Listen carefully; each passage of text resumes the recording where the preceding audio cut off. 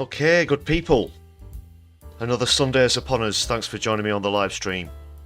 I'm your host, Lefty. Happy Solidarity Sunday to all viewers. Hope you've had a good week. Thanks for being here to see the week out. A few bits to catch up on since I was last with you. When was that? PMQ's live stream on Wednesday, so it's good to see you once again. Very good evening to you, Kit, in the chat. And if you'd like to join Kit and others in the chat, please do hit the subscribe button if you're not subscribed already. Just 1 minute later you can join the chat there.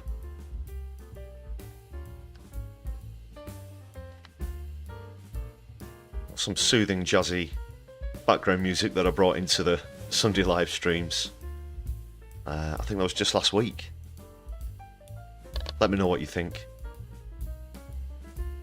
Do have to be careful with copyright and stuff for background music. But anyway, what we're going to be talking about tonight.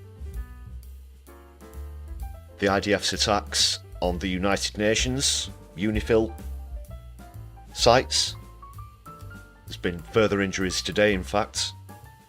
Catching up with that. Plus the latest in Lebanon in general, as well as Gaza.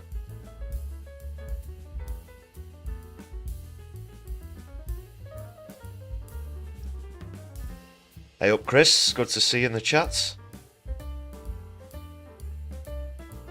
How you doing?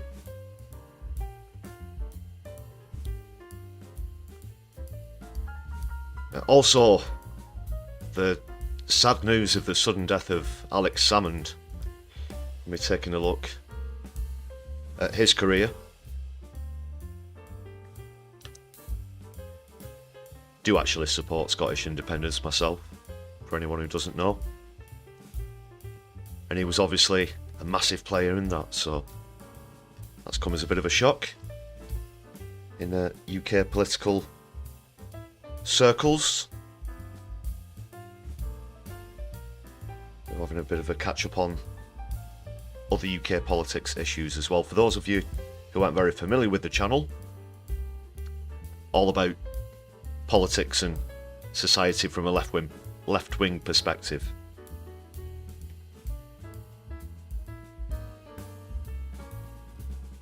And happy Socialist Sunday once again. If you're on Twitter, please do use that hashtag on Sundays.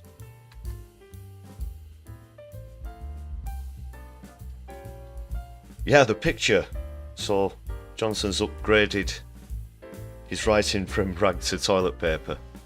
Fits right in there, doesn't it? New, very overpriced range of toilet paper there. In his book entitled Unleashed. I don't know, I could think of better titles. Unwanted.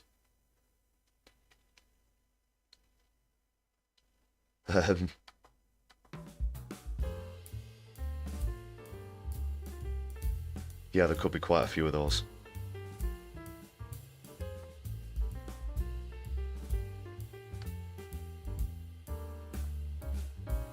That's just one I noticed kicking around social media this week, but for now, as we just wait for a few more people to arrive, we'll see what's happening in Keith's Fondue Lounge. So just kill the background music for a moment. So Jeremy and the Corbins, the background band there. Right, what's happening, Keith?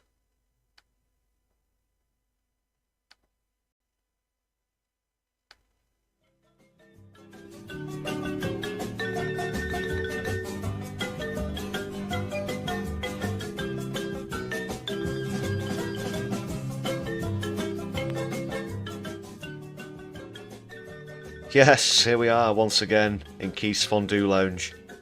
If offered any, I suggest you don't try it because it tastes like Zionism.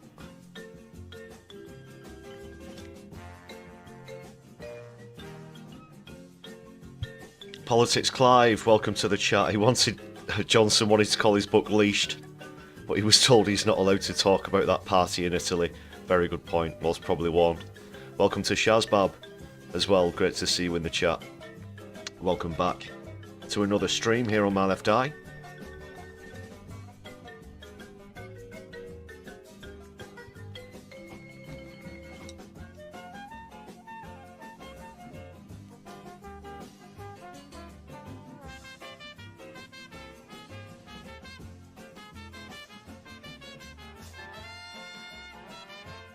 Alright, so Keith's obviously been quiet about these attacks on the United Nations so far. Unlike other countries. Diving into that one with some other clips and articles and stuff. Starting, of course, with a customary comedy clip. That's coming up very shortly, so that's going to be a bit of a look at the Conservative Party leadership contest, which has now been narrowed down to two. Kemi Bad Enoch or Robert Chenrick. What a selection. What a choice. And as much as they were wiped out at the last election, Keith here hasn't really been able to keep that up. We're going to be taking a look at one or two polls as well recently that suggest on a national level could be back to pretty much square pegging, level pegging between Labour and the Tories at the moment. Pointed out on recent live streams how much his popularity's taken a downturn on a range of issues, be it Palestine, be it winter fuel payments, be it two-child benefit caps. There's obviously the bribery scandal thrown in there as well in just 3 months. What a nosedive. Many are saying that in terms of popularity, he's doing the worst after his first 100 days in office, even lower than Johnson, Mr. Shitwipe himself, who'd actually prorogued Parliament in his first 100 days. The Starmer's even less popular than he or Sunak. You can't include Liz Truss in that because she didn't last 100 days. What was it, 40? 43? Just over a month.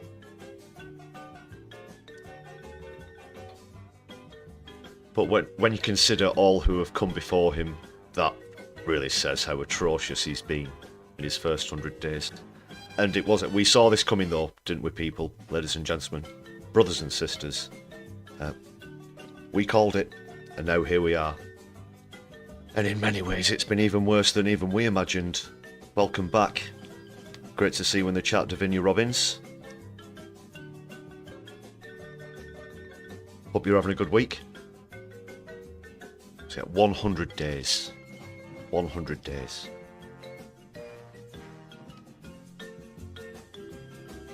But don't worry, everybody.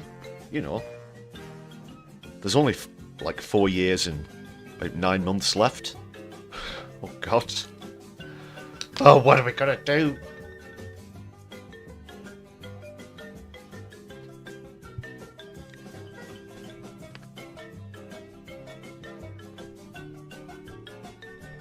Yeah, you're right, Divinity, it could be worse. Hey, at least it isn't World War III, right, guys? Huh?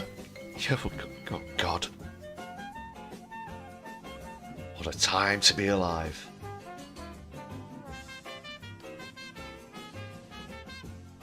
Alright, just another moment and then we'll get on to the opening clip, the comedy clip. It's the latest from Broken News, Larry and Paul. Always good stuff from them.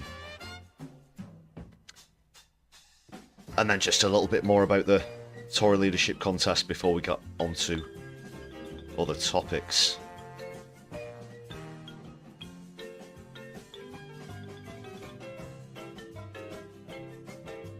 Also amongst the clips, as well, I did a video recently about Zippy Holovelli, or Holovelli, And finally, she got a comeuppance on LBC, as it turns out, from what you might consider an unlikely source, that is Ian Dale. She was on Ian Dale's show.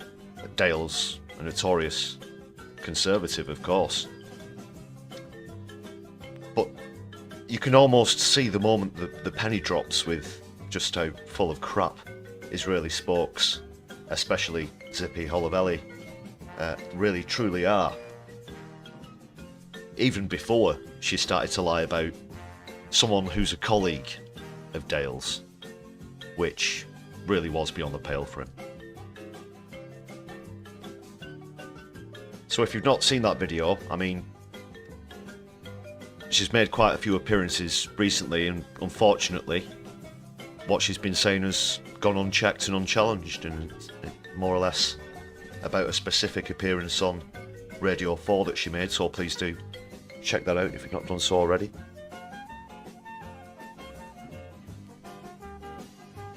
But the clip with LBC that's coming up a little bit later on is definitely more satisfying for people who are actually in the know about what's happening in Palestine and Lebanon.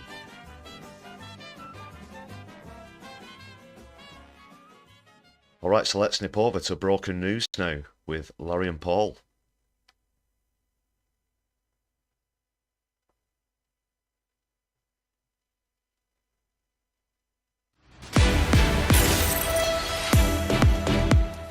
Welcome to Broken News. The Conservatives say they're determined to stick with recent tradition by choosing the most swivel-headed, batshit leader they can find. It's as the leadership contest moves into its final stages, and our reporter has more. For decades, the Conservatives were known as the party of steadfast convention, fiscal responsibility and soggy biscuit. But recent times have seen them descend into hilariously knee-jerk nut-jobbery, morphing into a frothing orgy of mad old rats in a sack, pandering to ruddy-faced fascist sympathisers and then turning against and eating each other until the fattest, thickest and loudest eventually won. Before all this, there was, of course, hope. The party once contained quality leadership material, quietly competent politicians that at least appeared to be slightly progressive. People like Anna Soubry, Kenneth Clarke, or Gen Z podcast hottie Rory Stewart. Some political pundits said that this leadership contest was a chance for a moderate new leader to rescue the Tories from their own cack-filled bin fire. But those hopes have faded faster than Jonathan Gullis's post-parliamentary pedagogical prospects. Meanwhile, the final two power sluts in the barrel-bottom scraping race have been making the most of the precious few hours they aren't squawking out of the front of their stupid heads on GB News, by conjuring up the most certifiably mental ideas they can squirt out of their gobholes. From Robert Jenrick saying that police should immediately arrest anyone who even mutters Allahu Akbar, to Kemi Badenoch claiming that maternity pay had gone too far. The pair have proved themselves more than capable of continuing the Tories' descent into total irrelevancy. Yes, the battle lines have been drawn. Jenrick wants to cancel human rights. Badenoch says she'll win the votes of the working classes because she once sold a sweaty burger. It'll now be put to a vote of Conservative members who, despite being older than Big Ben's ballsack, are definitely totally in touch with what the country wants. Back to you. What a lovely story. That's all from Broken News. You're up to date.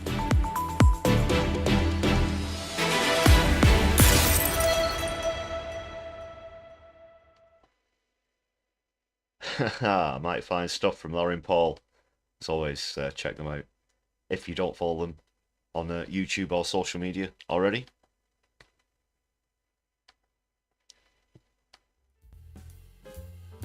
So that leadership contest is down to two. Just Bad Enoch and Jenrick left, which came as quite a surprise to a lot of people. It was highly predicted that James Cleverly appeared to be the front runner and would do well in the last round. But in good old traditional Conservative careerist fashion, it appears that Jenrick and Badenoch turned on the person most likely to knock them out of the contest. It's a race to the bottom, as always.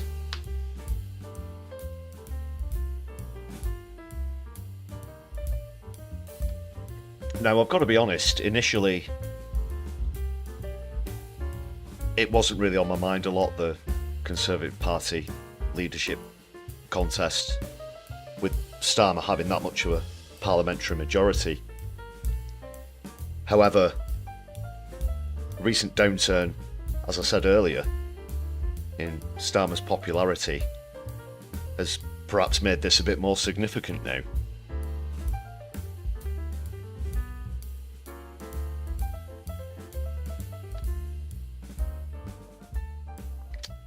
I mean, we're still a long way from the election, but even already, Labour haven't been doing very well in by-elections as well, and in council by-elections also.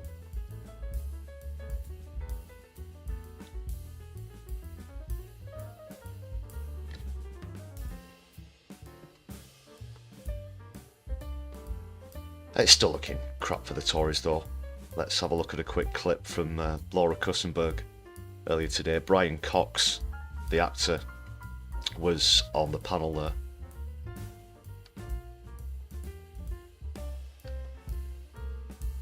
This followed an interview with Robert Jenrick, which is why I'm playing this clip. Well, I guess I'll just start it playing and then I'll talk a little bit about what Jenrick said for anybody who's not seen that yet.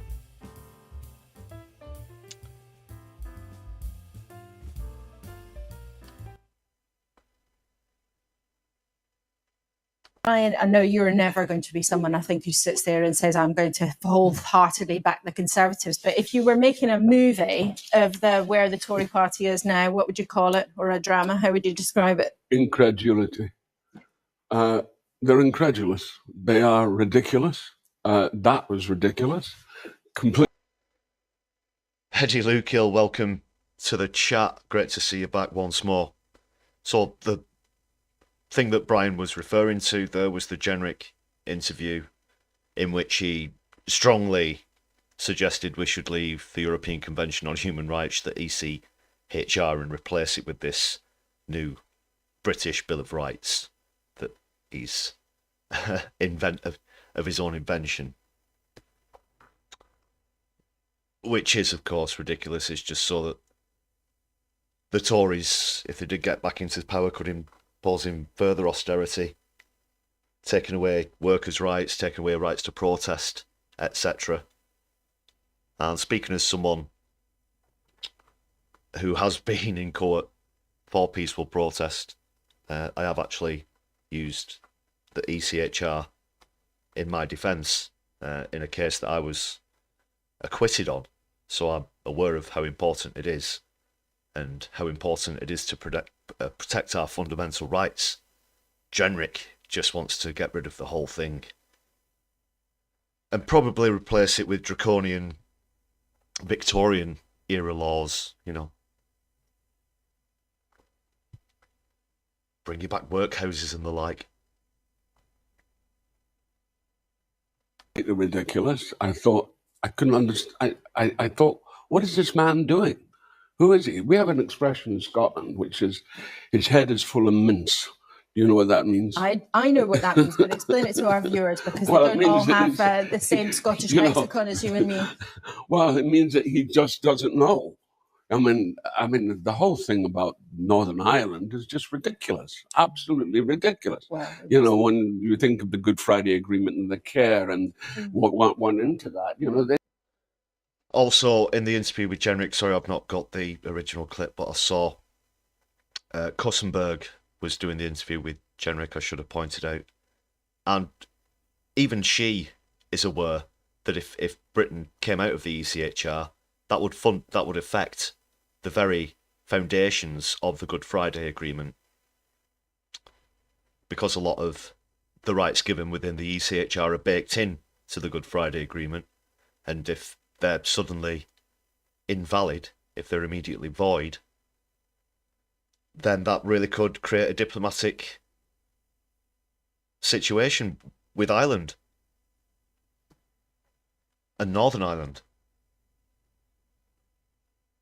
But Jenrick didn't even didn't even acknowledge that. He seemed he was in complete denial about it. Kussenberg is far from the greatest when it comes to interviewing Conservatives, as we know. But even she really had to point out that he's wrong and that the two were very interconnected, these two bits of legislation. It's absolutely nonsense. Man, you know, if they get him as leader, they're welcome to it. And yet lots of our viewers are really worried about what's happening in terms of immigration in this country, and lots of Conservatives do think Immigration in this country serious is a trouble. problem. There's no... Well, here's the deal. I mean, this row for Rory has been going on for so long, and to the extent now that it's allowed far-right parties like Reform to get their foot in the door as well in rows over migration. When they cut off official routes, official channels, like coming in via plane, and the only route left in is through small boats, these dinghies that are crossing the English Channel, then of course there's going to be a crisis around that. But it's of their own creation. But fundamentally, I think it just shows a complete lack of basic human empathy, because a lot of these refugees, a lot of asylum seekers, remember there are differences between migrants, refugees, asylum seekers, etc. in legal terms. But they're often coming from war-torn countries which the UK has affected and been involved in warfare with.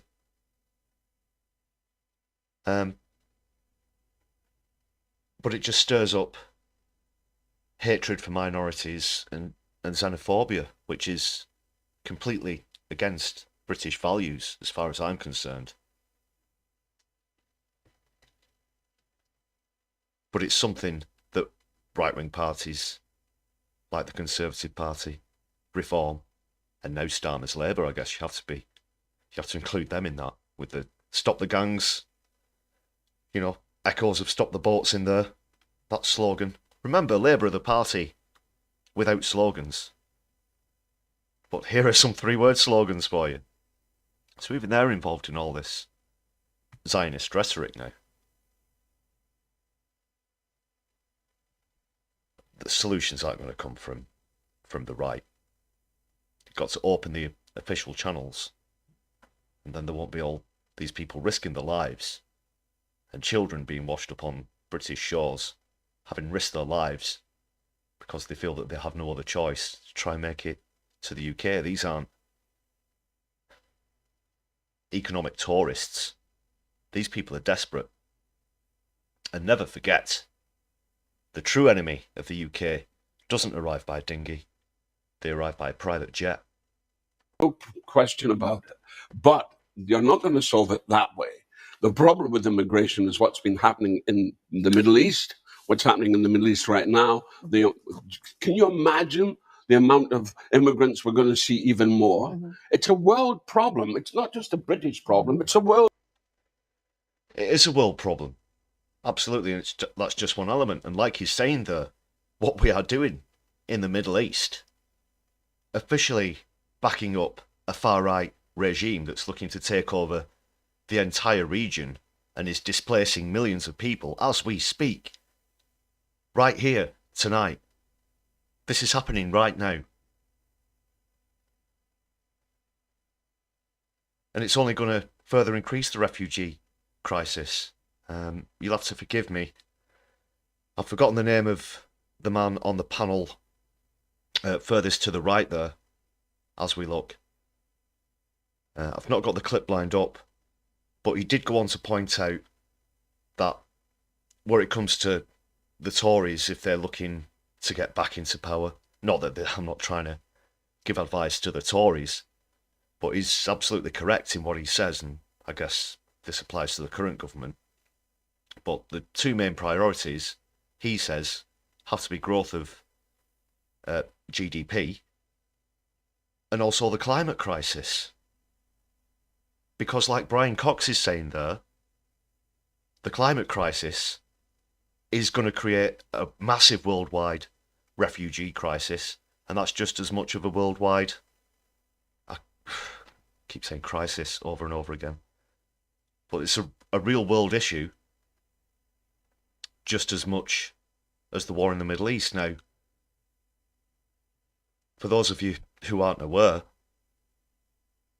when we're talking about the climate crisis, in the coming decades, on the path that we're on, in terms of average global temperature rises as well as sea level rises, you're looking at 1 billion people being displaced in coming decades. 1 billion people. That's like 1 in 8 people on the move, displaced.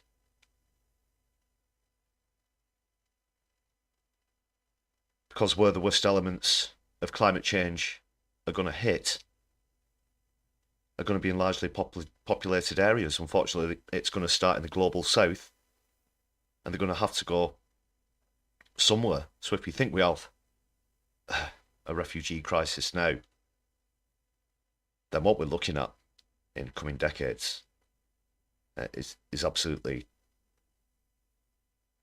beyond that, on a scale that you can't even imagine. But it isn't just that. There are other threads and elements that come from that as well.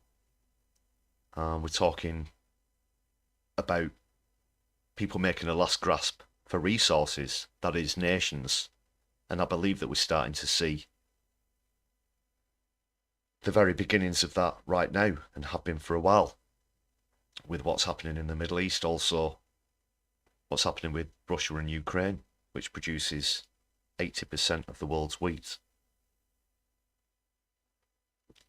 for example. But it's also in one of the hotspots, as it were, that's going to be affected by these average temperature rises.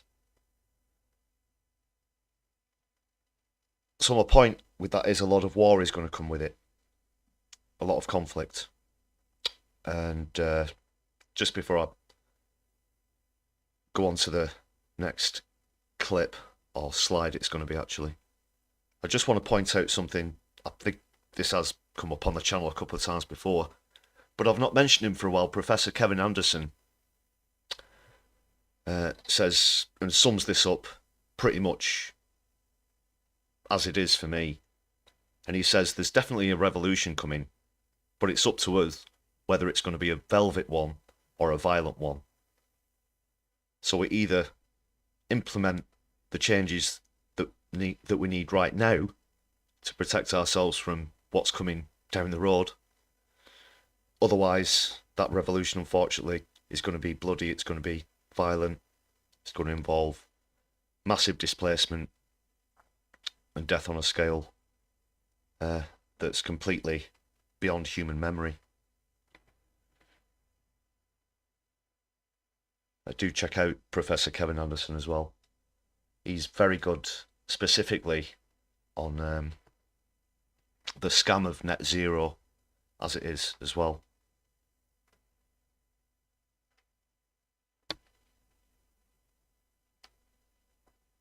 Bring the background music back in.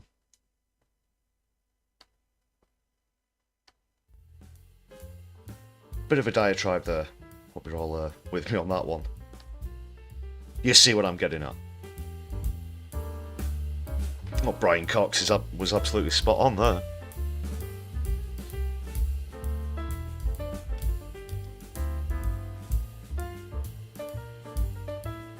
Just having a quick look in the chat. Yeah, Davinia, J.K. Rowling. She can't keep her mouth shut. I think she was sort of ordered by publishers recently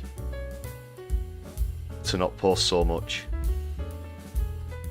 transphobic stuff as well as other hateful stuff. I'm not really a fan of Potter either, as Kit's pointing out.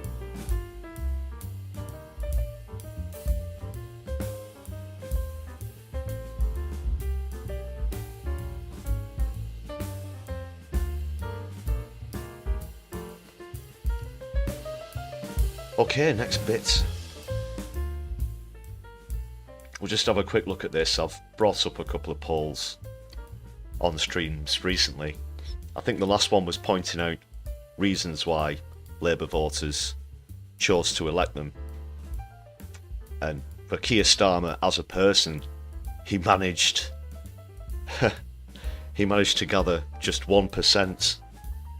Just 1% of Labour voters did it because they like Starmer. And this is the latest. Again from Stats for Lefties, who I suggest you give a follow to on Twitter. So in the first 100 days, what's the best thing that Labour has done?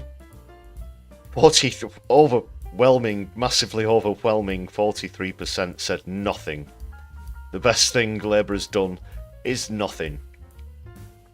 4% thought they'd been honest on the economy. Again, 4% thought they handled the riots well. 3% the NHS. 3% ending strikes. Well, that's not necessarily a good thing unless it is that the people who are on strike get what they were asking for. But we know where Starmer stands on people who want to go on strike. And winter fuel payments, 3%. So there's 3% of people out there actually agree with Keith about freezing grannies to death. What is wrong with these people?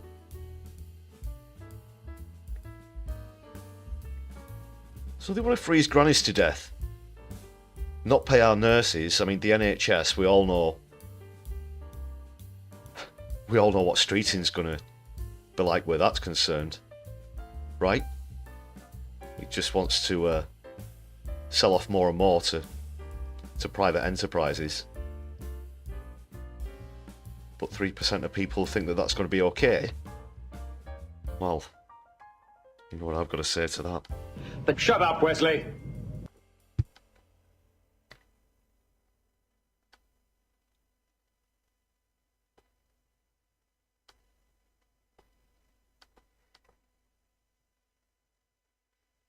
So let me know what you think about that. That latest poll from Stats for Lefties. Labour has done nothing. Absolutely nothing.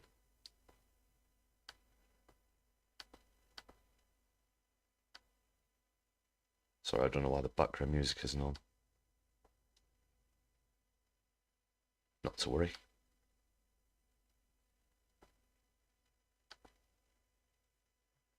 I'll just quickly move on.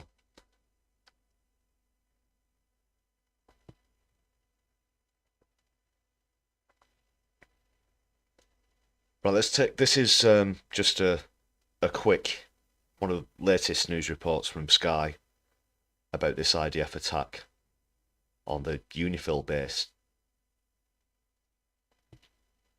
which also includes a poison gas attack, as well as tanks ramming the front entrance, the gates. This isn't any kind of accident. We've known for a while that they've been deliberately targeting the UN. But now if this isn't all completely clear for the whole world to see, then what will be? And then we'll just quickly go over to the latest streams on BBC reports. Breaking news coming into us from Lebanon, and UNIFIL, the UN peacekeeping force there, says that Israeli military has twice attacked one of their bases and peacekeepers. They say that on 2 separate occasions they have been targeted, leaving 15 peacekeepers with injuries. I'll go into some detail for you now, but crucially this means that the I.D.F have crossed what UNIFIL say is the blue line into Lebanon. That's a demarcation line that was established back in 2000 to separate the Israeli withdrawal from Lebanon at the time. So it's effectively a kind of, in layman's terms, border. The blue line is a demarcation line between Lebanon and Israel. So it is, and this isn't obviously the first time that Israel has attacked and tried to invade Lebanon. it never fares well for them. This is their 7th attempt. They don't do very well on the ground when they're not indiscriminately bombing civilians. Outside of that, they don't seem to do very well at all. It's probably because they actually come up against trained fighters rather than roaming the streets of Gaza and the West Bank and picking on women and children.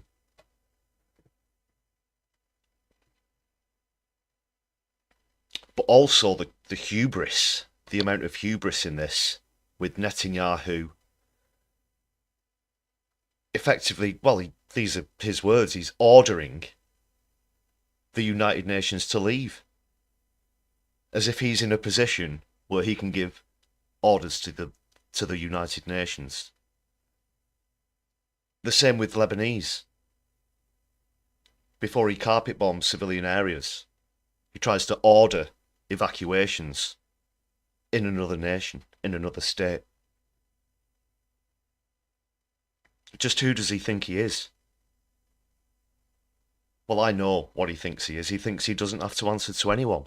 And I think the real test at the moment is the efficacy and the weight of international law, because this psychopath is riding roughshod over international law and now directly attacking an international body in the United Nations.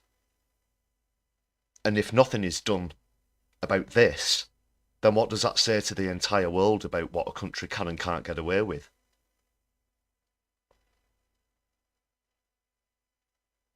How dare he? How dare he attack the UN? It's sacrosanct, almost. These are peacekeeping forces.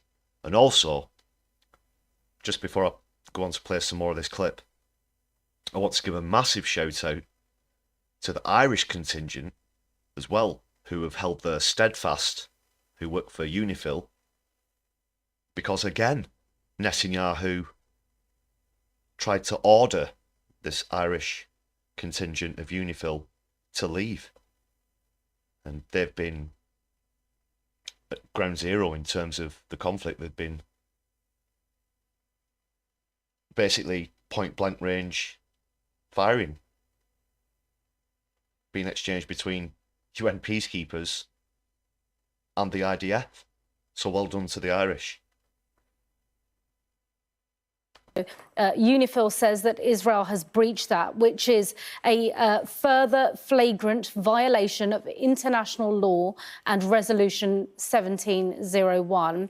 Any deliberate attack on peacekeepers is a grave violation of international humanitarian law and Resolution 1701. That's written in a statement from UNIFIL. So in some detail now, they say that around 4:30 a.m., peacekeepers were in shelter when 2 I.D.F. Merkava tanks destroyed the position's main gate and forcibly entered the position.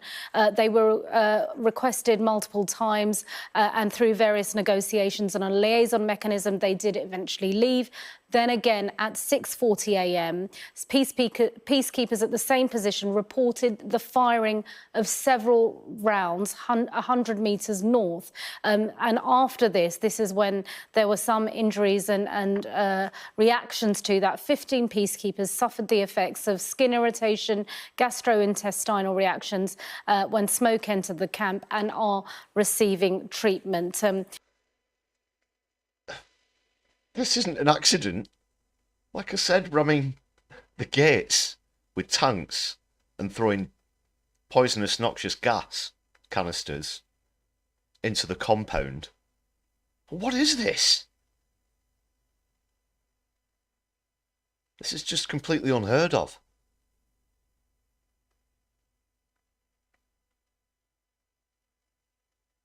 Starmer's got to condemn this. He really has to.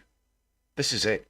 Now, how can we still, as a country, stand by Israel with everything that they've done?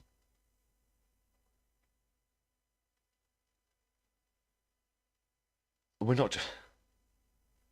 I don't want to hear hollow, vacuous sentiments, calls for, oh God, how do I put this? Expressing concern, you know, this kind of thing that they try to do. We need to boycott, divest and sanction and completely end all arms sales to Israel. I'll go on about that a little bit later on. But how can we be behind this?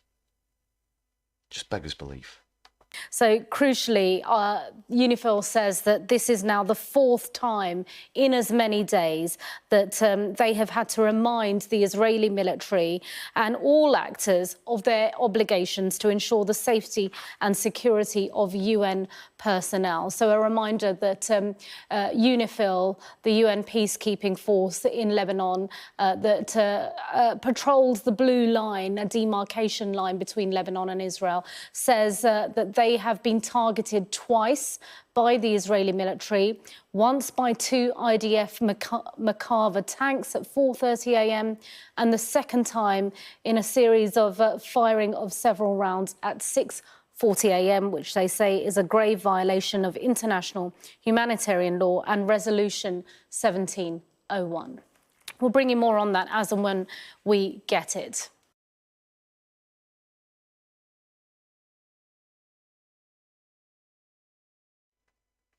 So that's one of the latest TV reports there.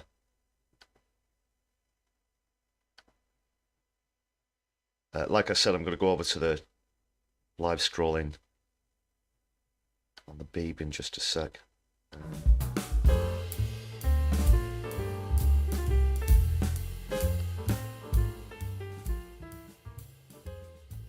But let us know what you think about that as well in the chat.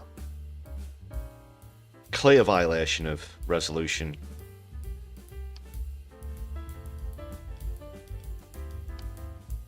17. Sorry about the thing with the sound there.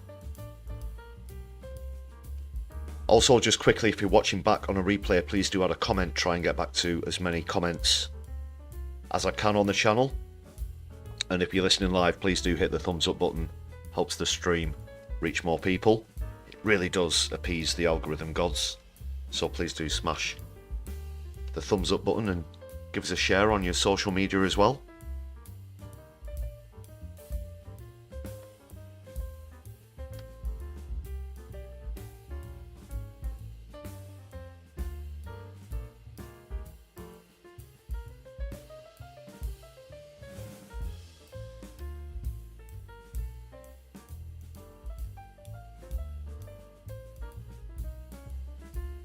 Right, let's just move on now with the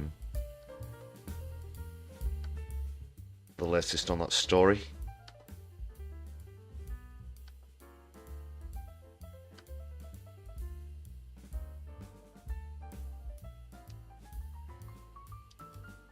So that's 4 days in a row like that, Sky News report said.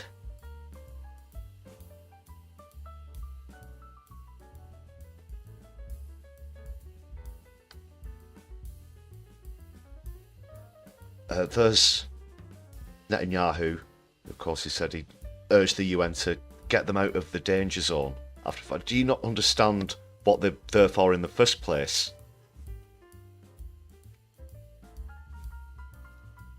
This man is such a maniac. He doesn't even live on this planet, does he?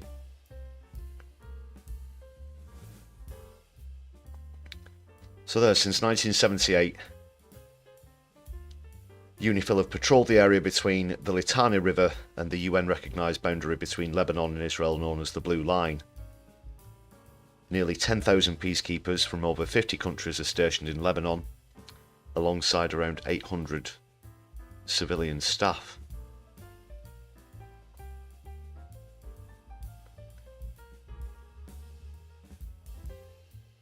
Lebanon's Prime Minister Najib Mikati has condemned Netanyahu's position.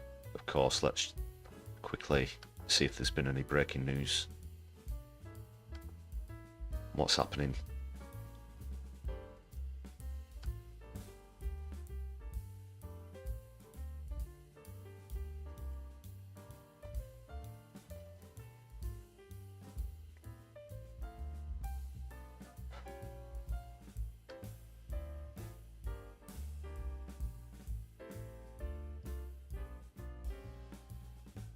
this is one of the wackier elements as well. In a speech he posted on social media, Netanyahu said UNIFIL must withdraw from the area, claiming its forces were being used as hostages by Hezbollah.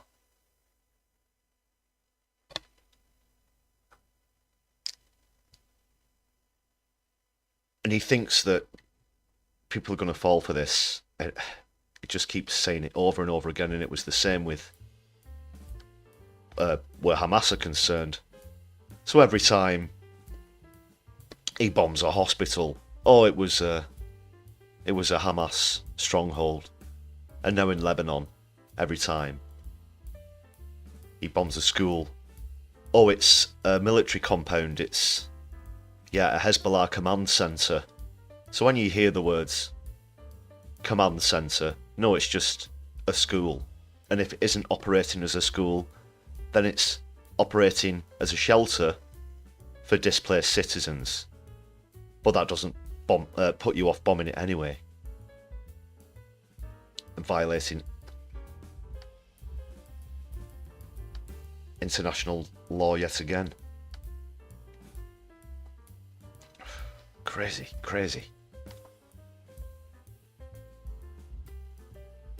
Elsewhere in Gaza, images this morning showed displaced Palestinians fleeing the north with evacuation orders issued for the first... Again, evacuation orders. You don't issue evacuation orders to another country. It doesn't make what you're planning on doing in the areas that you're ordering to evacuate, doesn't make them any more morally acceptable.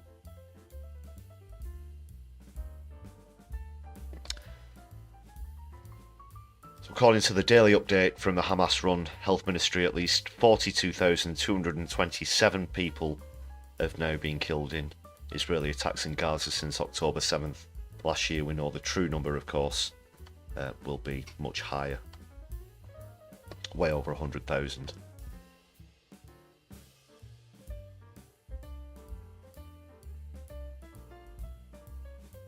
And look at this, Biden isn't wasting any time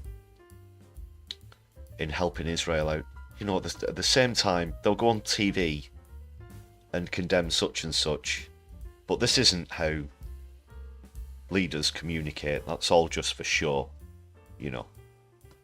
Behind the scenes, they're on the phone to one another. Yeah, what do you need? What do you need this time? What can we sell you? And with a lot of Hezbollah's rocket attacks being successful, there were rumours around that the Iron Dome system in Israel was pretty much, you know, out of whack. It was on the fritz. It wasn't working. So is this why the United States have jumped in? And this says that they will temporarily send a ground-based interceptor to Israel, which will help shoot down ballistic missiles. The anti-missile system is described as a way to strengthen Israel's defences against ballistic missiles and any future ballistic missile attack from Iran. So essentially the states want Israel to be untouchable. They can continue to attack and invade other countries. But if those countries want to defend themselves, which they do actually have the right to, then the US is going to step in and make sure that that can't happen. It's gross.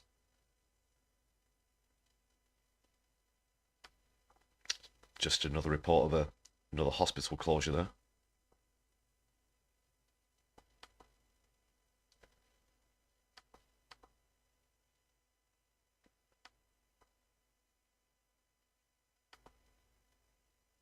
So I'm just fiddling with the music levels. Sorry about that. I need to make that clip a bit longer. I have to keep going back and restarting it. Just a quick bit about this. Iraq's foreign minister says Baghdad is against a regional war spreading to Iran. The continuation, this is a quote by the way, the continuation of the war and its expansion towards the Islamic Republic of Iran and Israel's exploitation of Iraqi airspace as a corridor is completely unacceptable and rejected, Fouad Hussein says he made the comments at a joint news conference with his Iranian counterpart at the Iraqi Ministry of Foreign Affairs.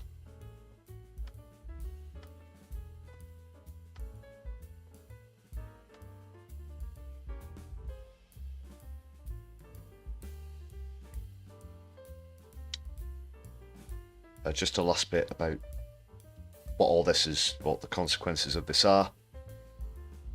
UNIFIL's statement says that Israeli tanks destroy the main gate of peacekeeping compound in southern Lebanon, as we know. It says they also stopped critical UNIFIL logistical movement yesterday in South Beirut. The organisation says it needs to remind the I.D.F of obligations regarding the safety of UN personnel and property. It's just completely unacceptable. There's no justification for this whatsoever.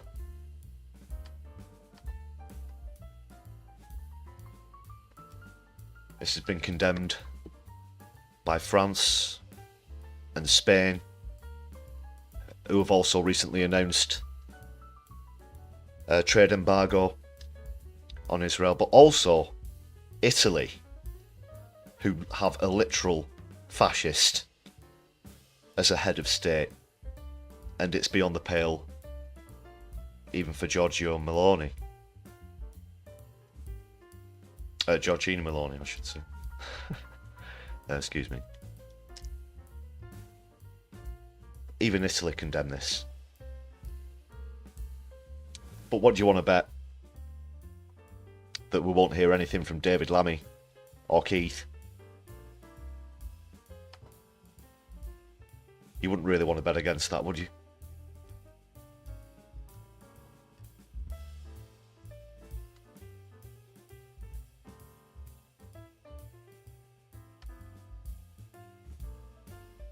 Super Tiny, welcome back. It's great to see you in the chat as well.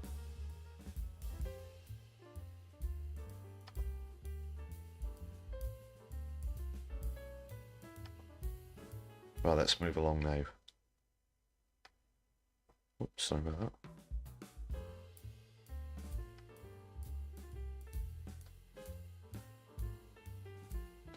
This is a bit of something that I came across earlier, and further evidence of something I've brought up before on the channel. So it's not all about the people at the top. Obviously, Netanyahu being removed from power and arrested and tried, as he should be, would be completely justified. However, when we're looking at the ideology, the mindset of Zionism as a whole, bearing in mind this is how many of the population in Israel are raised into thinking with this belief system, which is very far removed from Judaism itself, as we know, and it's very important to point out.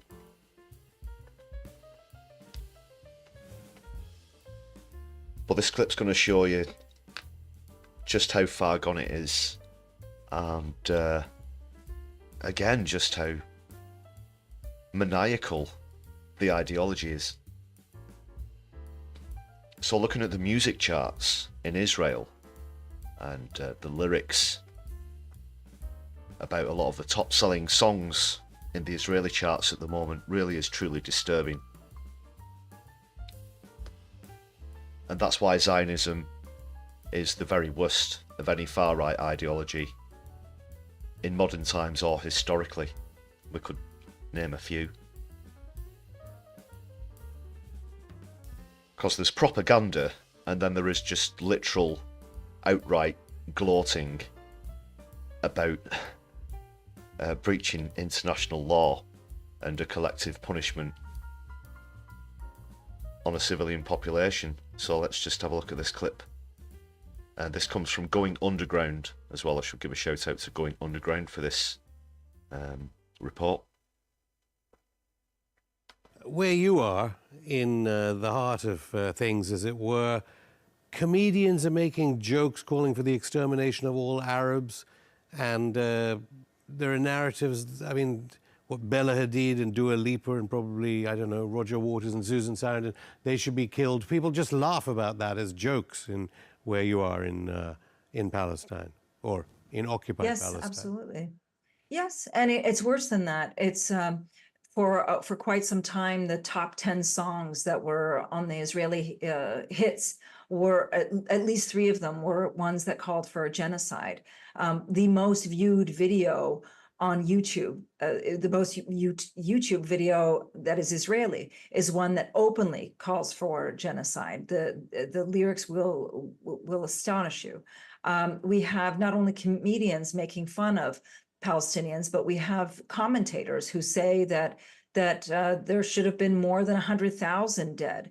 Commentators who say that it's okay to rape Palestinians. In fact, that they should be raping them. We have commentators who also say that it's okay to torture Palestinians. We see on the nightly news TikTok stars, and who are these TikTok stars other than Israeli soldiers who are blowing up Palestinian houses, who are dedicating the blowing up of houses to their children. Or just want to interject there. This is the result of what you see when a racist, far-right ideology is effectively given carte blanche by major superpowers like the United States of America, who say that they will back them up and support them no matter what. And what we are seeing are the absolute worst elements of humanity laid out before us in real time. And not only that they go on TV and they gloat about it, they write songs about it to celebrate it. They don't see how sick they are, they don't see how warped the Zionist mindset is at all, because they're so indoctrinated into it. And it gives them this incredible sense of exceptionalism, of superiority, racial superiority. These people literally think they are the chosen ones. They are chosen by God to be the supreme race on this planet. And we've heard that before, haven't we? Just that hubris that brings in the most violent fashion imaginable. It's just an absolute tragedy. It's one of the biggest atrocities that we've seen in modern times. That's what happens. That's what happens.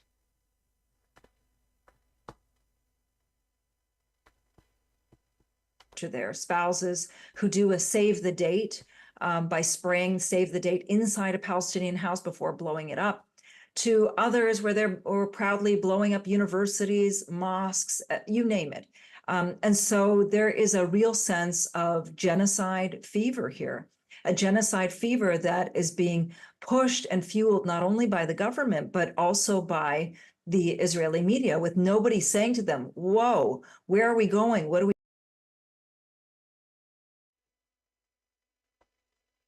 Sorry for interrupting. Again, I just quickly wanted to say before I forgot, I did want to point out again that incredible Al Jazeera documentary that they've done recently on what's been happening in Gaza. That featured, and that's why it's tied into this, that featured soldiers who filmed themselves demolishing buildings, residential blocks, schools, hospitals, universities, mosques, whilst they gloating and mocking the fact that they're killing people, you know, they're mocking the families of the dead in a purely disgusting fashion. There was another video going round as well recently where there were around 4 or 5 I.D.F soldiers dancing around inside a Lebanese house during the ground invasion, after the occupants had been forced to leave. And it turns out that all of those people since have been killed in the fighting. So perhaps a little silver lining to that situation, but it's just unheard of on this scale. Doing, let's put the brakes on this. And the astonishing thing is that this was a state that was presumably born of the Holocaust, and yet we see that that while they talk about the lessons of the Holocaust, this idea of never again is only applicable to them. It's not at all applicable to any other group, and certainly not applicable to the actions that they are perpetrating against Palestinians. That's very true. And again, that comes into the sense of exceptionalism that they have. And the, never again, and the lest we forget, and all of these sentiments that came out of the back end of the Second World War have been completely forgotten.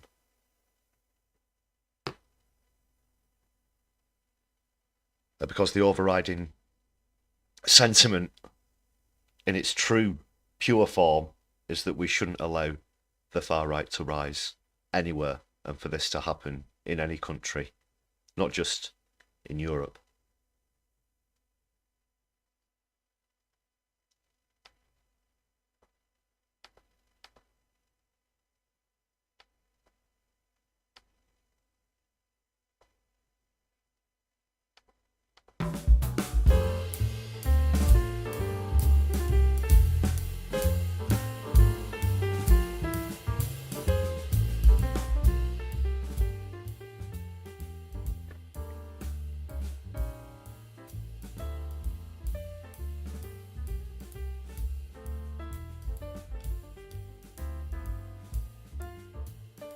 Yeah, well, there was someone who decided that they'd had enough of all of the BS that Israeli spokes put out. I'm going to move on to that zippy Holovelli clip from LBC in just a sec.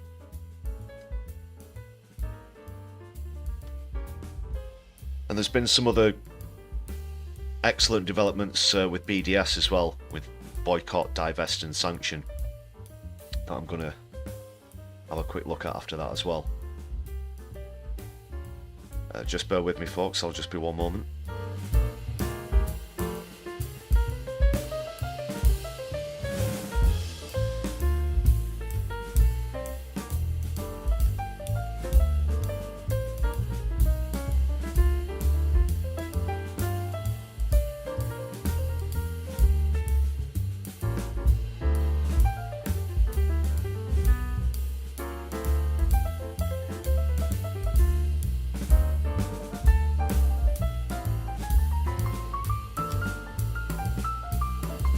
Alright, here we go. So, this is Ian Dale's slot on LBC.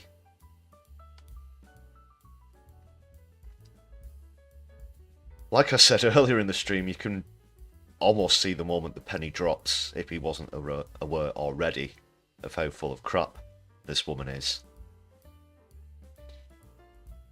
And then when she went on to attack one of his colleagues, he just had enough, and he does what perhaps some other mainstream broadcasters should have done quite a while ago, and sticks it to her. How are these Palestinians supposed to defend themselves when not only are the settlers attacking them, but I.D.F. soldiers are actually watching on and encouraging them and egging them on, and even snipering kids with precision shots into their heads? Is that true? Those are very hard accusations that have no base as a matter of fact, because... Save the Children have reported it. I've had Human Rights Watch, I've had Amnesty International in their Crossing Thresholds report. There are multiple reports from multiple NGOs and Israeli soldiers admitting to it live on TV with Matt Fry, their colleague on Channel 4 News. I'm sure you're taking your information from sources you believe are reliable, but all I can tell you is lying? No, I want to tell you what I know. What I know is that in the West Bank, in Judea and Samaria, the way we call it, there has been increase of terrorism. Whoa, lady. It's the West Bank, okay? Whatever Israel wants to call it, it's not Judea Judea and Samaria. It's the West Bank, okay, which is part of Palestine. So let's just get that right. And you can't simply rubbish facts that have been established by Save the Children, by Amnesty International. You can't. It's been observed, it's been witnessed, it's been reported by multiple bodies. You can't just deny that. In Jenin has become a huge terror hub. We are in a point where those terror hubs are threatening our people. I completely agree that if someone is committing a crime, he should be taken to court and pay the price for it. Well, then Benjamin Netanyahu should be taken to court and pay the price for it. It's Israel that are the terrorists in this situation, Holovelli. And well, you know it. You can call it terror cells. You want to continue to attack Palestine, Lebanon, Iran, Syria, Iraq, Yemen, without any consequences. And if anybody does push back against you, you try and label them a terrorist. That's just utterly pathetic, trying to play the victim the whole time. When you're the oppressors, you are the terrorists in this situation, and there's no denying it now. The propaganda will never stand up to the overwhelming amount of evidence that's against it, and they just look like utter clowns when they still try and press this in interviews. Mithril, very good to see you back. Hope you're having a good week. Thanks for joining us in the chat.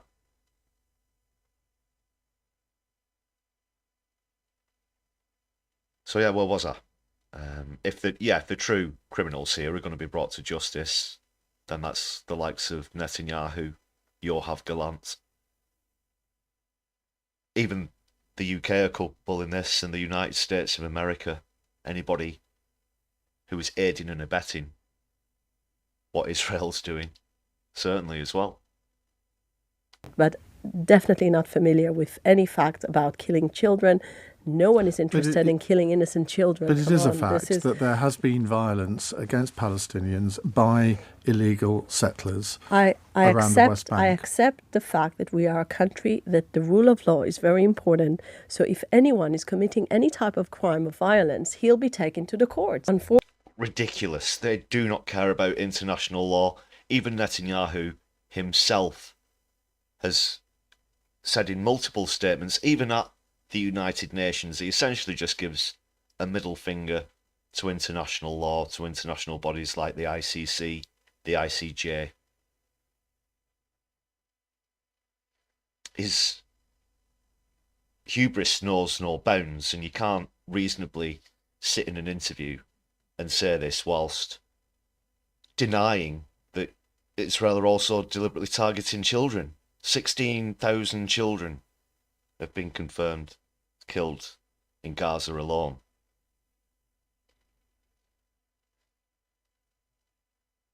A group of international doctors recently wrote to Joe Biden because they're absolutely horrified with the number of children coming into the hospital with head wounds from snipers.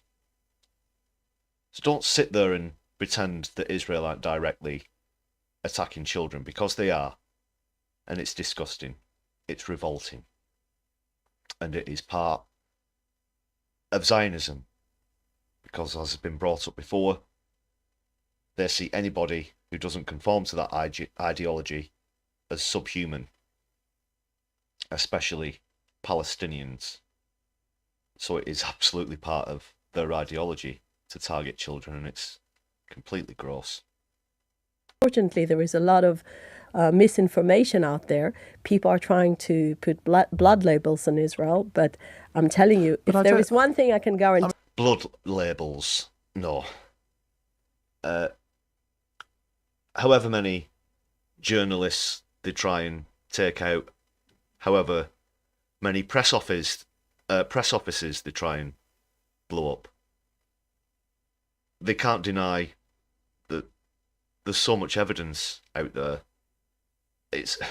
They act as though these are sort of rumours that are just being circulated around as though there isn't any hard evidence out there whatsoever. And that's just a massive insult to anyone's intelligence.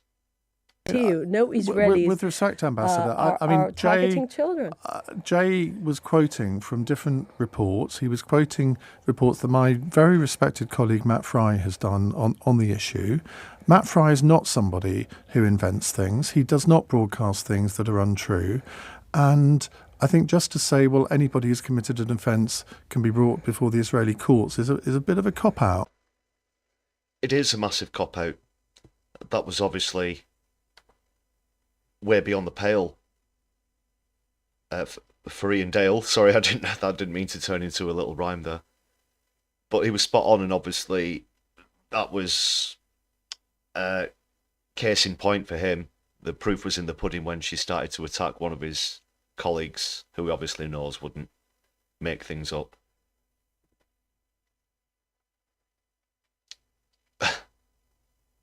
And where the responses go, just literally, everyone is either Hamas or Hezbollah. Anybody who speaks out against us is anti-Semitic, blah, blah, blah. How are these? It beggars, I'm staggered just the more I see them go on and expect people to believe it. How dumb does she think people are? So I definitely think that this UK ambassador, the Israeli ambassador to the UK, I should say, should be expelled from the country. Should be allowed here, The country is committing war crimes. The Prime Minister is an international war criminal.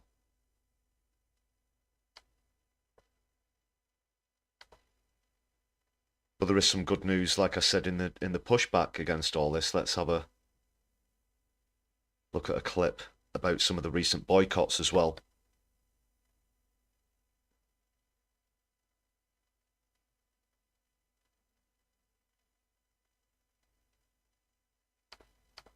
Starbucks has fired its CEO. McDonald's global sales are declining. Burger King is changing its name. KFC is closing branches. Wait, what is all this? These are the results of consumer justice. With boycotts, it punishes the big powers and policies that support the Israeli genocide. And here is the outcome of the one-year boycott so far. Laxman Narasimhan, CEO of Starbucks, after just 17 months at the helm, was ousted because of the falling sales due to a global boycott campaign. According to the latest reports, Starbucks sales in North America fell 2% and 7% in the rest of the world, with total international profits falling 23%. And McDonald's, the company that was feeding Israel's army for free, is facing its first global sales decline since 2020. McDonald's revenue fell 12% to just over $2 billion for the second quarter of 2024.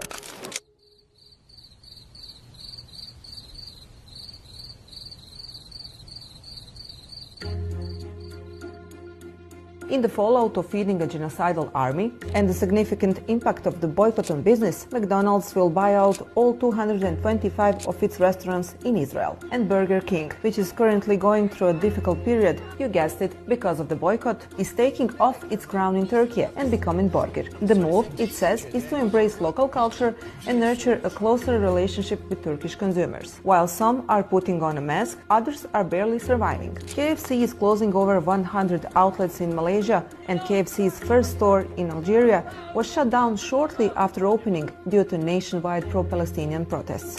Meanwhile, Coca-Cola is declining in every hemisphere. In Europe, the corporation is set to shut down 5 plants in Germany through 2025, and in the Middle East, together with Pepsi, it suffered a 7% drop in sales in the first half of the year. The company fared no better in Asia. For example, in Bangladesh alone, Coca-Cola sales fell by 23%. And the Pakistani factory that makes cans for Coca-Cola and Pepsi reported that sales fell by 11% in the first quarter. In order to be effective, the effort must be collective, says the BDS movement. A survey of 15,000 consumers in 15 countries found that 1 in 3 people boycotted brands because of Israel's war in Gaza.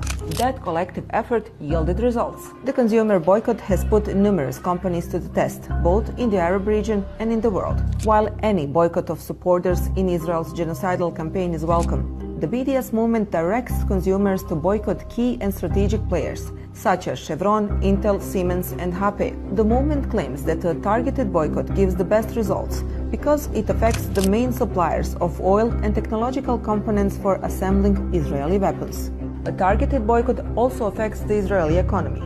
The BDS campaign of a global boycott of the technology giant Intel, which announced in December 2023 that it would invest $25 billion in the construction of a chip factory in Israel, has shown its first results. Intel stopped the construction of that factory, and it's in danger of being cancelled. Why is BDS promoting the boycott of Intel? Well, it's simple. Intel's chips are essential parts for the AI programs that assist the Israeli army in their invasion.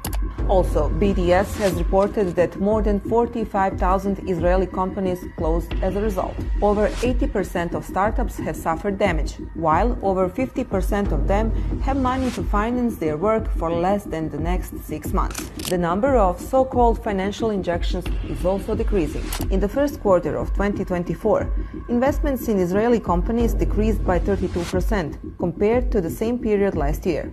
Due to falling confidence in Israeli economy, the Korean Samsung Next firm closed its operations in Tel Aviv, and 2 large Japanese firms, Itochu Corporation and Nippon Aircraft Supply, severed relations with Israel's largest private arms manufacturer, Elbit Systems. And the German sportswear company Puma announced in December 2023 that it would not renew its contract with the Israel Football Association, which expires at the end of 2024. As Israel continues its genocidal mission in the Middle East, people all over the world are becoming more socially conscious consumers, spelling trouble for these industry giants' futures.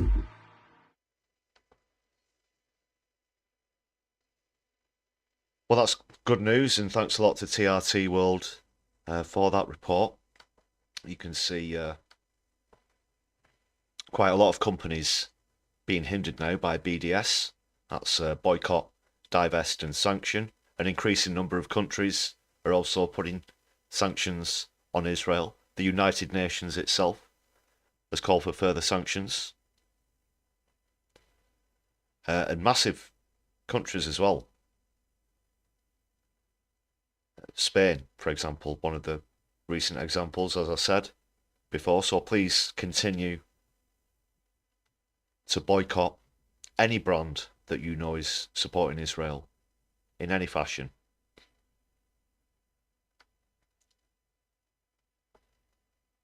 Floor Snake, welcome to the chat. Hope you're well. Great to see you again.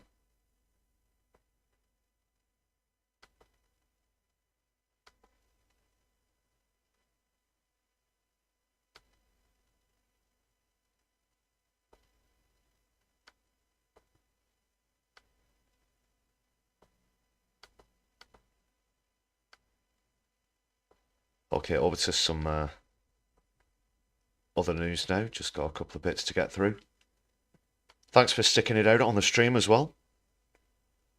Make sure you hit the thumbs up button if you're just joining us.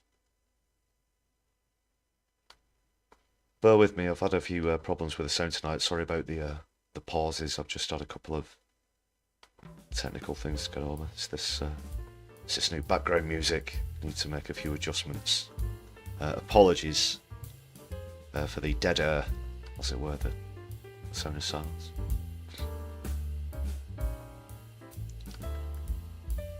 That was a really bad turn of phrase. Sorry. Just considering what the next bit's about. Okay, sorry.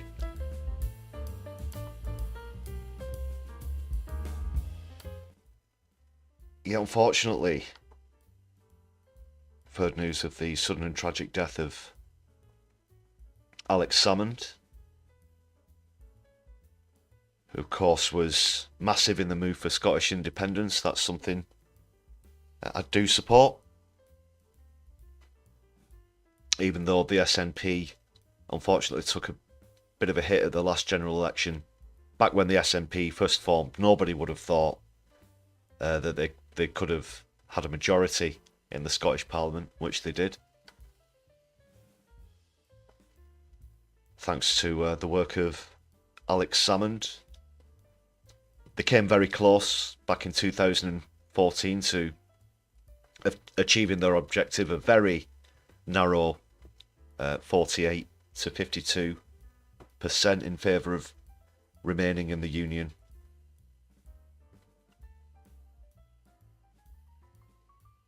And yeah, this happened all of a sudden. He's in North Macedonia at the moment.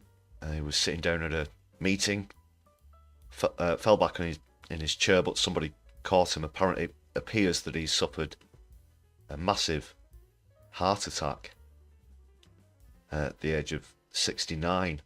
So our condolences, and also thoughts go out to Alex Salmond's family as well. Let's have a quick look at this video, some of the moments from his life and career from this BBC report.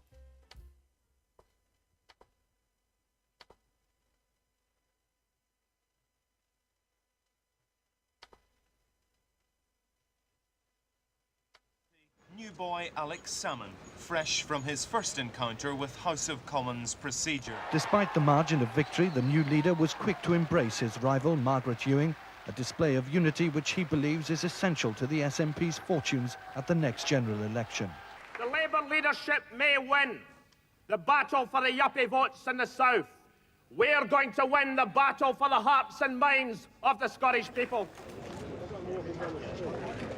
Well, I think we better sit up and take notice that something is changing in Scotland. It's good to be back. The second time came after he famously ruled himself out. If nominated, I'll decline. If drafted, I'll defer. And if elected, I'll resign. I heard a rumour. I think we won the election. I'm honoured to announce that on Thursday, the 18th of September 2014, we will hold Scotland's referendum. The people of Scotland have turned down the offer of independence and voted to remain part of the United Kingdom. As leader, my time is nearly over. But for Scotland, the campaign continues, and the dream shall never die. Join us in the Alex Salmond Show, on air and online. He admitted some inappropriate behaviour, but was acquitted by a jury of criminal charges. Alex Salmond inspired admiration and disquiet in equal measure, but few would doubt that he was a formidable force in Scottish politics.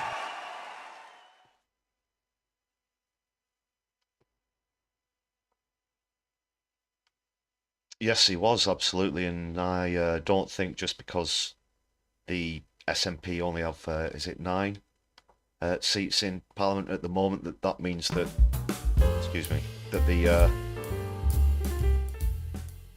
notion of an independent Scotland is completely ridden from history.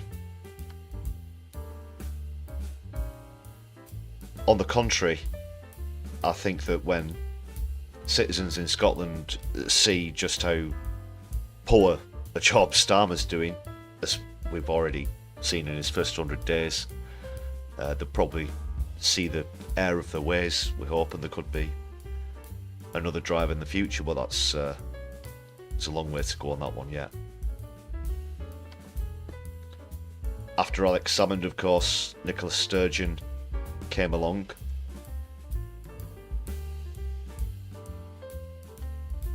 And then Hunza Yousaf, after her, she stepped down over another scandal, as it were. But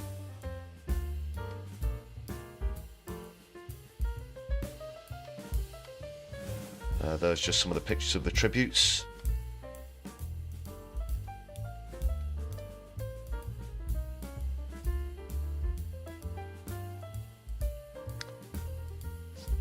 Yeah, so at the moment his body remains in North Macedonia. The Foreign Secretary has been asked to assist with bringing his body back to the UK, which would involve the use of RAF aircraft. Former Tory Minister David Davis, a friend of Salmond, said he'd contacted David Lammy about his repatriation. Davis said it must happen as quickly as possible and the RAF should be involved.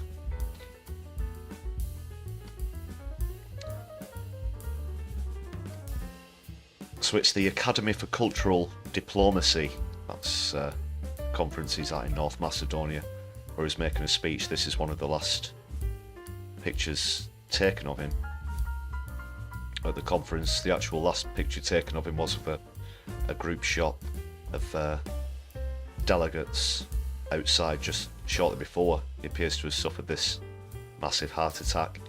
Eyewitness event organiser Mark Donfried ran to request an ambulance and said by the time he got back, Salmond was on the floor and they were attempting to revive him with CPR. Paramedics failed to resuscitate Salmond. He was declared dead at 3:30 on Saturday afternoon.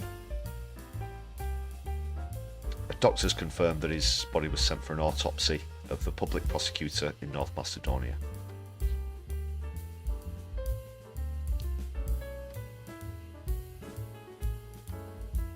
That's just the statement confirming that as well.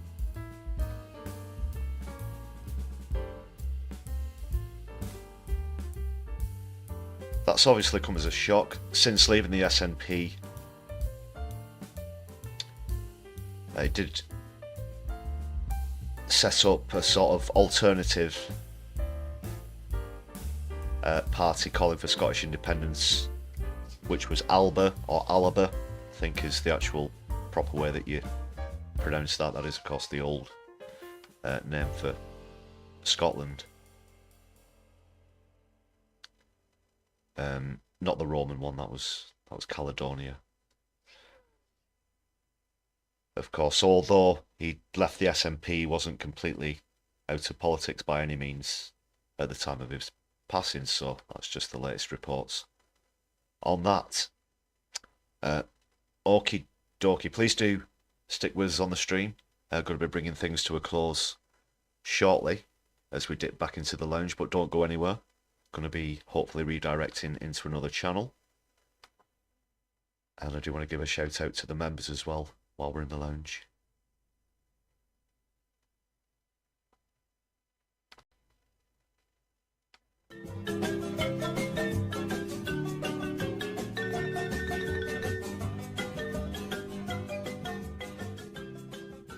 Yeah, Mithril, not the first 100 days, the first blundered days of Keir Starmer's Labour government. Good point.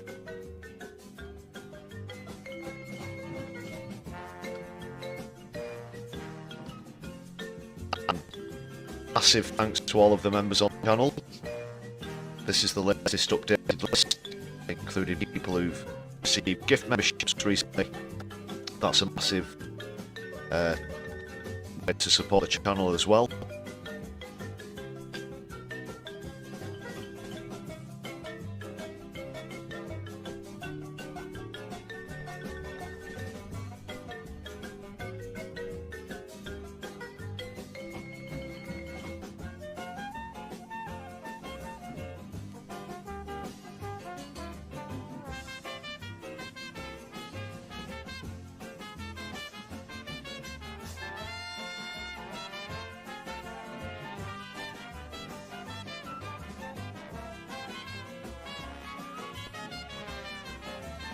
Okay, once again another massive shout out to everybody who's got a membership on the channel. People who've bought gift memberships recently. Also, that's a great way to show solidarity. Happy Socialist Sunday again, by the way. Yeah, as well as supporting the channel, it also expands the community, so thanks once again. If you're watching back on a replay, please do consider using super thanks as well. Let's see who's live. Don't go anywhere, like I said. Let's try redirecting. See if we can do a raid in.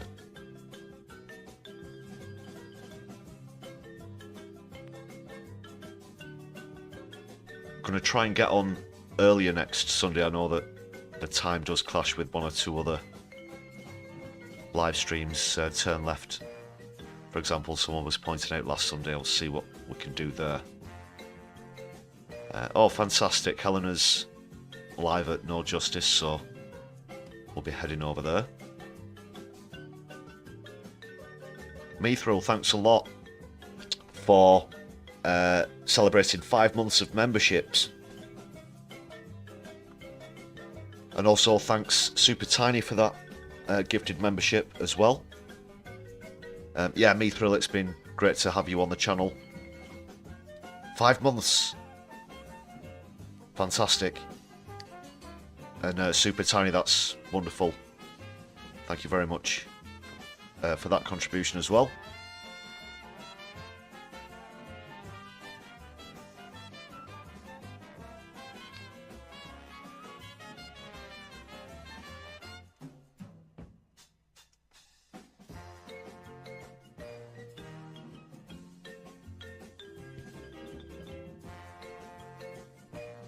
Okay, thanks a lot for all of your other messages in the chat too.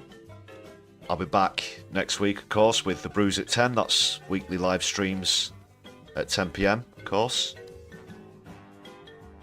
Another PMQs on Wednesday to follow. And I'll be back with you next Sunday for another Sunday live stream as well. Going to have a couple of videos out next week as well.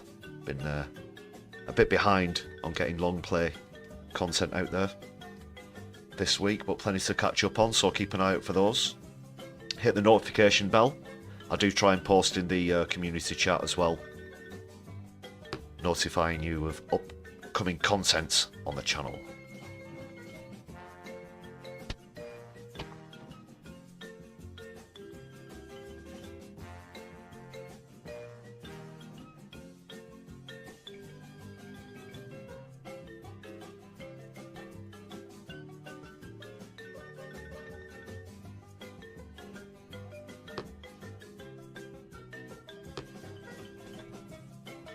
Right, that's just about it from me, ladies and gentlemen, brothers and sisters. Thanks for sticking it out with me on another Sunday live stream here on My Left Eye. I've been your host, Lefty. You've been fantastic. I might be joining you over on No Justice shortly, so keep an eye out for me in the chat, and please do say hello to Helena from me if you're heading over there now, which I'm sure you are. You're going to stick around. So take care, everybody. My Left Eye, I'll be seeing you soon.